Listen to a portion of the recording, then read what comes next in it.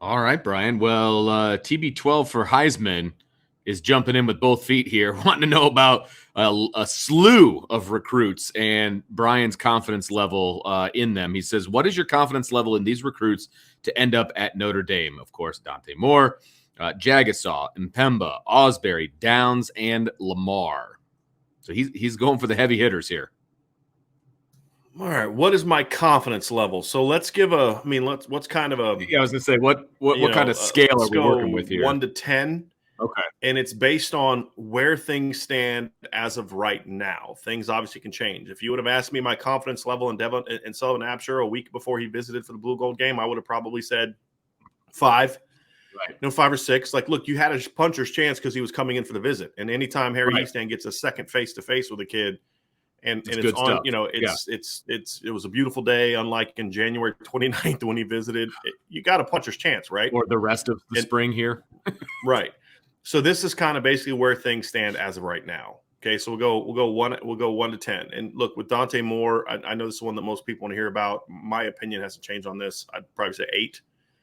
I haven't heard anything in the last 2 months that's made me change my confidence level where Notre Dame stands. I know other schools are in the mix and all this other kind of stuff, and he's playing the social media game a lot more now and all that. And I'm sitting back and just letting it play out. And if I get intel that says something different, I'll change my stance. Right? I'm not being stubborn with it. I just haven't heard anything from anybody credible that tells me that Notre Dame is not still, in my opinion, the team to beat. But until he makes his decision and make it known, it's anybody's ball game. But right now, I feel good about where things stand with him. With Charles Jagusah, I think Michigan has made a good charge in this one. I still feel really comfortable with where Notre Dame is. I'd probably say 7 on him, but it's down. It would have been a 9 a month ago, so it's down a little bit from where it was before. But I still, obviously, as a 7, I feel good. For me, a 7 is, they're still, I think, the clear leader. They just got to close on him, right? And that's the key. And he wants to kind of go through the process and do all these type of things. And I mean, that's his right to do. But if Notre Dame is able to get Sullivan Absher here soon, and I feel really good about, I'm surprised he didn't have Monroe Freeling in there because that's one of the best prospects on the board.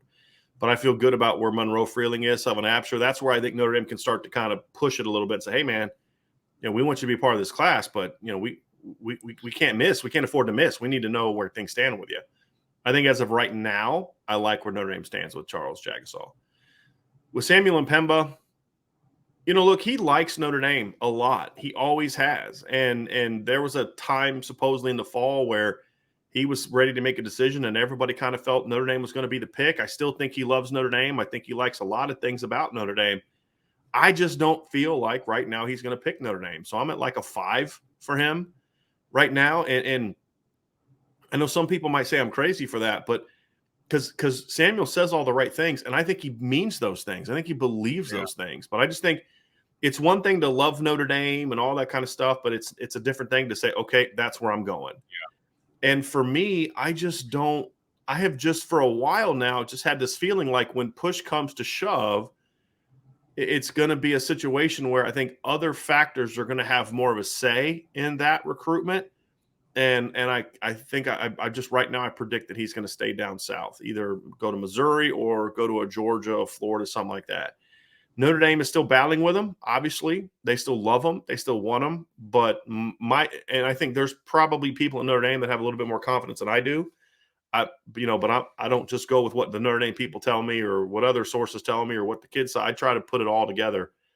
And also kind of how I've been doing this for a long time. Sometimes you get a feel, you know what I mean, Vince? And just for me, for whatever reason, I think Samuel Mpemba likes Notre Dame a lot. I've never felt confident he's going to actually pull the trigger for Notre Dame. And this isn't a negative thing. It's not like, oh, he's going to get bought. I'm not saying any of that stuff. It's not a negative. I just think at the end of the day, I just think Samuel's going to look at certain factors and NFL and being close to the South and buying the SEC hype and all that. I just feel like at the end of the day, I think those arguments are gonna carry a lot more for a kid who's right in the middle of SEC country. Right. And I also wonder how much the rover linebacker pitch is really working, because I think other schools are kind of pushing, dude, you're an edge player. You're a get after the quarterback kind of guy. And I don't know if Notre Dame can really sell that right now, because they're kind of full there right now. So I wonder if this is just my opinion. I wonder if that's factoring into his sort of why I'm a little uneasy on just saying, yeah, they're going to get him. But again, they're still fighting, and he loves Notre Dame. I mean, look, this is not he's never said a negative thing about Notre Dame. He's never said anything but great things about Notre Dame. It's not that kind of situation at all. I just think in the end he stays down south. I actually feel a little bit more confident that Notre Dame's chances with Jaiden Ausberry than I do Samuel Mpemba. I probably put that one around a 6 right now. Now, look, there's a lot of game left with him, and he's he's literally right there in LSU. I think his high school's like somehow connected or like right by LSU's campus. They're not going to give up on him. But this, when I look at this kid, I just for a long time, even when I just didn't feel like they're going to get him, they had no shot because he's freaking from Baton Rouge. Pardon my language, is a little unprofessional there, but like he's from Baton Rouge, right? Like, I mean, he's from LSU's backyard. It's like there's no way they're going to get that kid. Is he the one that? Yeah, he goes to University Lab. Yeah. And so when I look at it, I say, boy, that's an LSU kid through and through. But then you get to know him, and you talk to people that know him. He's a phenomenal student. Academics are super important to him and his family.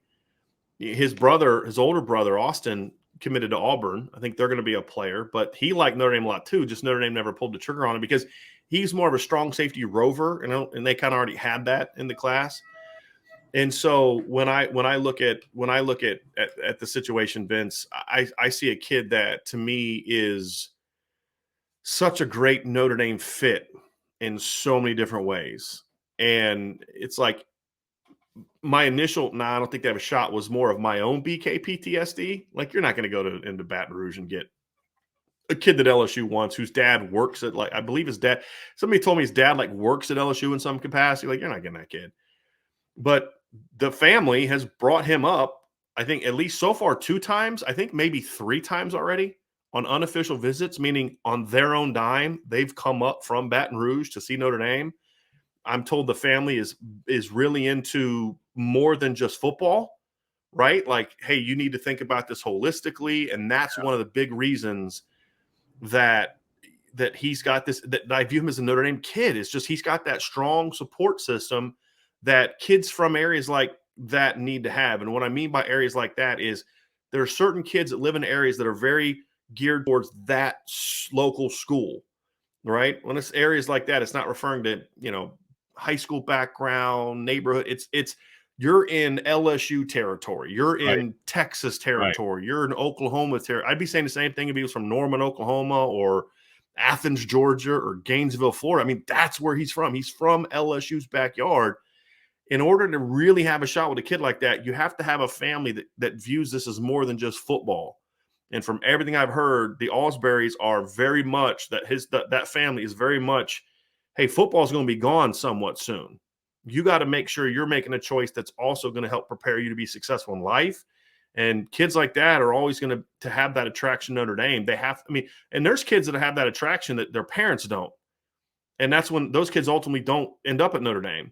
This is a situation where I think the young man and the family both get that. Now, that doesn't guarantee he's going to pick Notre Dame, because as we've seen, like Myron Roll's a Rhodes Scholar, but he still felt Florida State was the best option for him in both areas, and that can be true for some people. So Notre Dame has a lot of selling to go there, but I feel better. I feel good about that one. Not great, but I feel good about that one. I put that one as a 6. Caleb Downs, I'm still a 3. And the reason is I think he likes Notre Dame a lot. There's no doubt in my mind he gets along well with the Notre Dame commits. He's been on campus now 3 times. 5-star kid's been on campus 3 times. You're in the ball game. But I just feel like for the kind of like Mpemba, even less confident.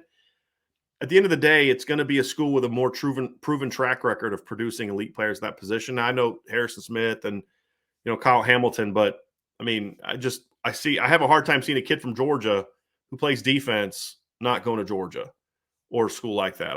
I have a hard time with that one, right? But I will also admit that Caleb talks to almost no one. And I don't think anybody has a really good feel for that one. So you almost have to track his words. I mean his actions, not his words, because he doesn't have a lot of words. And his actions are, the kid's been to Notre Dame 3 times. He's coming back in June for an official visit. So they're in the ballgame there, and the staff has done a great job there. And this is probably me being overly pessimistic and my, BK PTSD myself, but it's also about following trends, and I feel like he's going to stay south.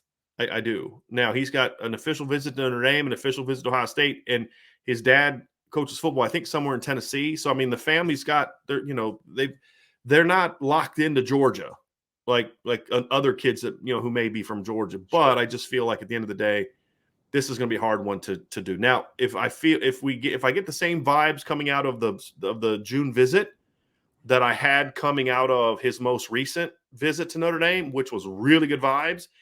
If I get those same vibes coming out of his next visit, then I'll bump this up. But it's just one of those ones where, look, I'm always going to be honest with you guys. I could pump sunshine up your what right now, and it sounds great. And then when he picks somewhere else, well, it was true at the time, but things change. That easy cop out.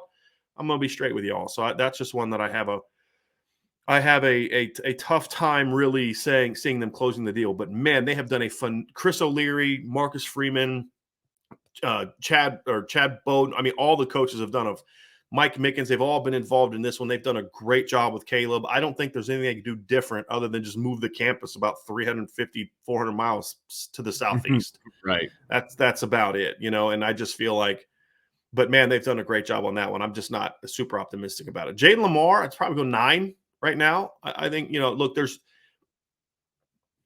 no such thing as a 10 unless a kid is committed. And even then, if he's taking visits, he's not a 10, right? But I feel really good about where this one's been going. And it's been going good for a while. Once Dylan McCullough kind of zeroed in on that being the guy that I want to go with Cedric Irvin, I think they put themselves in great position. He was at Arizona this last week, and I believe he has one more visit set up. But I wouldn't be shocked if by the end of the month this one's over.